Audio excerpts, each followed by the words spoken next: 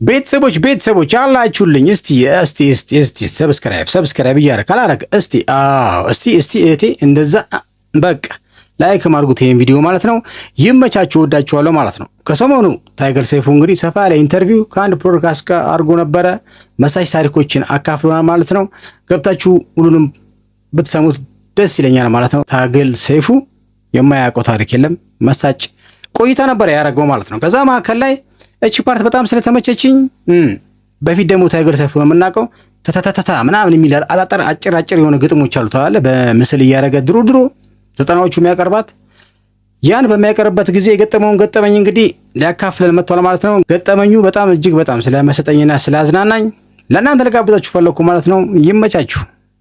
ነበር አዲስ አበባ ውስጥና ዩኒቨርሲቲዎች በጥብጠዋል ያሰመው እኔ አላወቅኩም። ብዙ ጊዜም አልነበረም እንዲህ ለመከታተል ጫፍጫፉን እንሰማለን።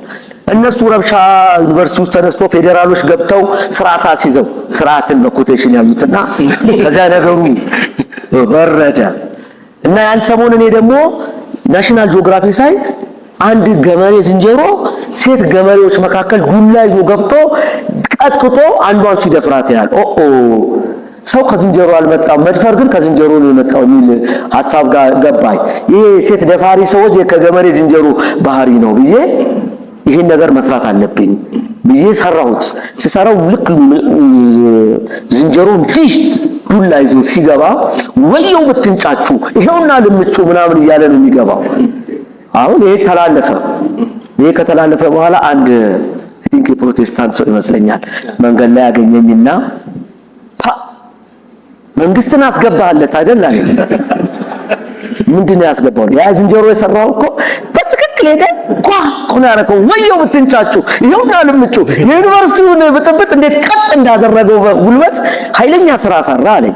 አረ እኔ ስለ ዩኒቨርሲቲው ብጥብጥ አላሰብኩም። ዝንጀሮ አየው ዝንጀሮ ሰራው ሌላ ነገር የለም።